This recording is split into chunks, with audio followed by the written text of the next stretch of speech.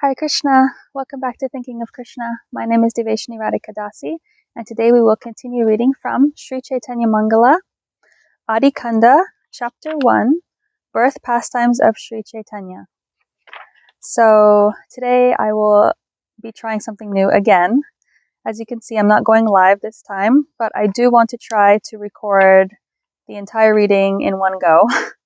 It's a very short chapter, so it should be okay. I've just realized that while traveling, it's getting harder and harder for me to edit the videos. That takes a lot of time, extra time from just the recording. So I'm just going to try it this way. So please forgive me if there are some mistakes while reading, and if there's some pauses or anything like that. I'm just going to try it this way and see how that goes. And then maybe I will be able to upload more often if I'm just doing it this way. Thank you so much. Okay, let's start. Chapter 1, Birth Pastimes of Sri Chaitanya. All glories to Gadadhar and Sri Gauranga, the Supreme Lord Hari, appearing as a human being. All glories to Sri Nityananda Prabhu, the Almighty Lord. All glories to Advaita Acharya, who is non-different from Sadashiva. All glories to the exalted devotees of Lord Chaitanya. Placing the dust of these personalities upon my head, I'll now describe the Adi Khanda. Before the eternal associates of Lord Chaitanya took birth, there was an announcement. The time of the Lord's appearance in the womb of Sachi Devi has come. Sounds of Jai, Jai filled the universe. Demigods, Nagas, and humans looked on in ecstasy. Someone said he was the divine effulgence. Another said he was the subtle form of Lord Narayan. Someone said he was the externally existing Supreme Brahman. This exalted personality was now taking shelter in the womb of Sachi Mata. Day by day, Sachi's womb increased in size and effulgence. Seeing this, the whole world became joyful. After 6 months, the Supreme Lord, the personification of ultimate bliss, manifested. People thought that surely a great person would soon appear in Sachi's house. At this time, a dazzling light came from Sachimata's womb and illuminated her entire home. Suddenly, Advaita Acharya arrived. Jagannath Mishra stood up respectfully to receive him. Advaita Acharya, the abode of all transcendental qualities, has no comparison within the three worlds. Purandar Mishra, Jagannath Mishra, offered him a seat. He put the dust from Advaita Acharya's feet on his head and praised him with humble words. Sachi Devi brought water to wash the Acharya's feet. As soon as Advaita Acharya saw Sachi, who was bearing the Supreme Personality of Godhead in her womb, he stood up respectfully. Due to blossoming love, Sri Advaita's lotus eyes turned reddish and moistened with tears. His face flushed with a pink hue like the rising sun. Overcome with ecstasy, his lips quivered, his voice faltered, and his body trembled. He circumambulated Sachimata and offered obeisances to her. This strange behavior of the senior and respected Acharya surprised Sachi Devi and filled Jagannath Mishra with doubts. Jagannath Mishra exclaimed, "Acharya Goswami, what are you doing? I can't understand your unusual behavior. Please dispel our doubts. Otherwise, I will burn in the fire of anxiety over this incident." Advaita Acharya replied, "Jagannath, in the future you'll understand everything." Realizing the inner meaning of the scriptures, Sri Advaita Prabhu displayed ecstatic symptoms in his body like crying and horripilation. Then he worshipped Sachi's womb by smearing it with fragrant sandalwood paste. He circumambulated her 7 times, offered his respects, and left without saying anything. Jagannath Mishra and Sachi pondered over the incident, wondering why the Acharya had worshipped Sachi's womb. Sachi's womb now glowed 100 times brighter. Forgetting herself, Sachi Devi saw nothing but happiness everywhere. The demigods came down and stood before Sachi Devi. Brahma, Shiva, Shaunaka, and others were praying. All glories to the Lord, who is eternal, unlimited, and one without a second. All glories to the infallible Lord, who is eternal, blissful. All glories to the infallible Lord, who is eternal bliss personified. All glories to the Lord, who always protects his devotees. The Supreme Lord is transcendental to the three modes of nature. All glories to Mahavishnu, who lies in the causal ocean. All glories to the Lord of the spiritual sky, who is the supreme root of all existence. All glories to the Lord of Vaikuntha, the paramour lover of Radha. All glories to the Lord of the innumerable Vaikuntha planets. All glories to the Lord who is known as Dhira Lalita. All glories to the darling son of Nanda Maharaj, who steals the hearts of everyone. In Kali Yuga, he manifests from the womb of Sachi Devi in order to enjoy his transcendental pastimes in this world. All glories to the Lord who bestows divine bliss upon all. Such unparalleled compassion has never been seen before. In Kali Yuga, the Lord descends to give himself to everyone without discrimination. After realizing this love, we still couldn't get even a pinch of it. Now you are freely distributing it to all. After tasting the sweet mellow of divine love yourself, you'll give this taste to everyone without considering their defects. Even the Chandalas will relish it. Please give us a particle of prema so we can join you in glorifying Radha and Krishna. The demigods circumambulated Lord Gauranga while saying, All glories to the inaugurator of the Sankirtan movement. With his 4 mouths, Lord Brahma offered varieties of prayers to Lord Gauranga. Sachi Devi derived great satisfaction from hearing them. Sachi Devi treated everyone with kindness. As Sachi passed the 10th month of her pregnancy, she felt ever-increasing happiness from all directions. On the auspicious day and moment of Gauranga's appearance, Rahu swallowed the full moon of the Falguna month. Nimai's beauty enchants the universe. The people of Nadia were standing in the Ganges and filling the atmosphere with the chanting of Hari Nam.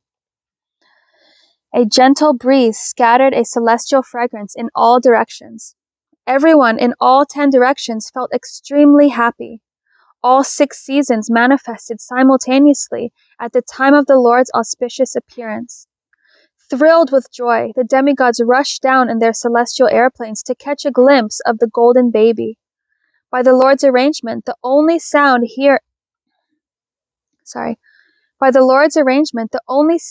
heard during his advent was a loud chanting of Haribo, Haribo.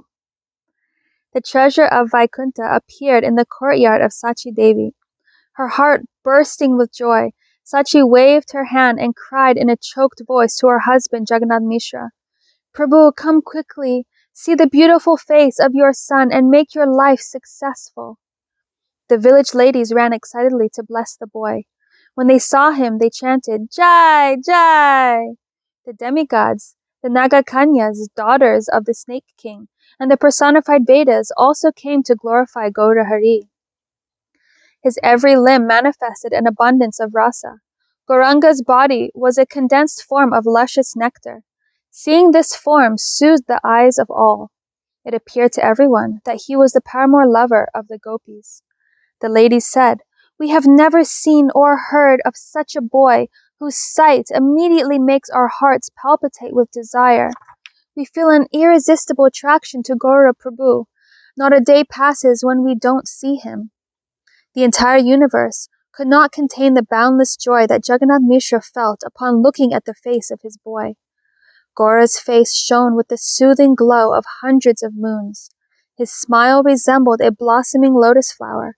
His elegant, highly raised nose defeated the beauty of a sesame flower. The rays of Gauranga's dazzling body appeared nectarian.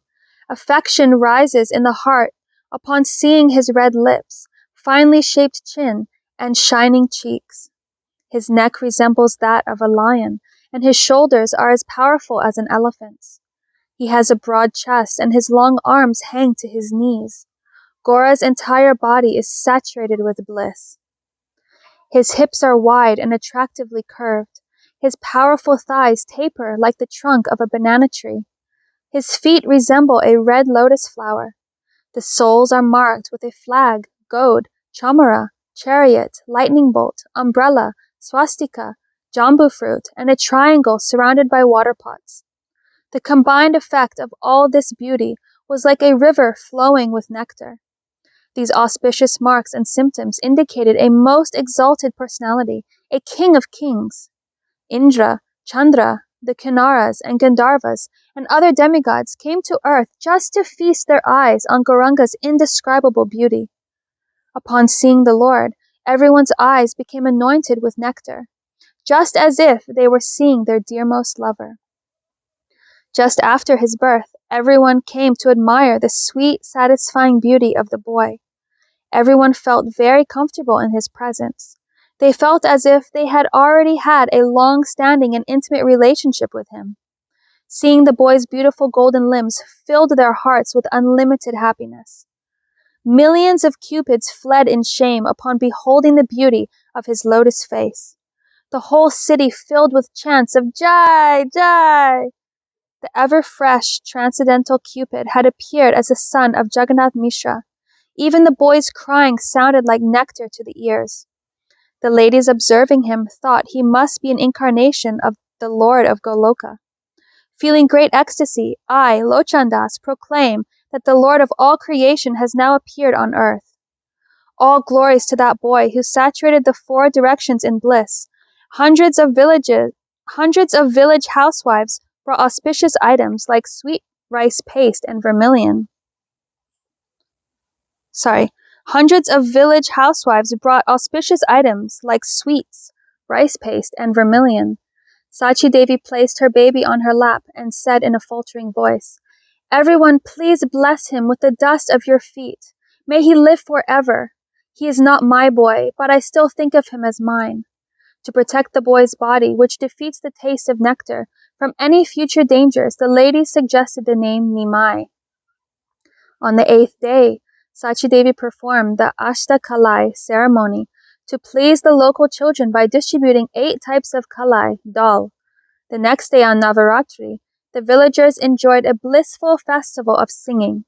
The darling son of Sachi grew up gradually day by day like the waxing of the moon.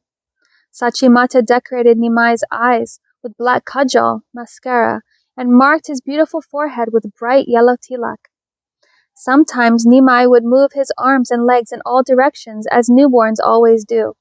Then he would smile ever so sweetly, revealing his inner peace. With unblinking eyes, Jagannath Mishra and Sachi Devi gazed at their wonderful boy. Every day, Sachi Mata would massage Nimai with turmeric and scented oil. In motherly affection, she would kiss his cheeks repeatedly. Sachi Mata was the most blessed and fortunate person in the universe. As Nimai grew, the bliss of the residents of Nadia also increased day after day. They totally forgot the passage of time. The houses overflowed with joy. Not only the men and women, but even the young, old, and the blind became intoxicated with boundless happiness due to their love for Nimai. Nimai's face, more beautiful than the full moon in autumn, looked like Cupid personified.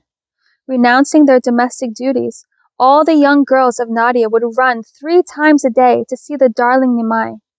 They would compete with each other to pick up the boy while saying, "Let me see, let me see." Placing Nimai on their laps, they felt completely satisfied. In Nimai's association, the girls felt an indescribable bliss that increased day after day and moment after moment. Desiring to attain the lotus feet of Sri Narahari Sarkar, I, Lochandas, sing the glorious pastimes of Lord Gauranga. That concludes chapter 1. Next time we will read chapter 2, Childhood Pastimes of Nimai. So, looks like I finished just in time. It's starting to rain. And I do apologize for some of the mistakes that I made while I was reading. Anyway, hopefully that was okay. Thank you so much. And let me know down in the comments if this system is okay for you, because it really does help me while I'm traveling if I don't have to edit anything. Thank you. Hare Krishna. See you next time.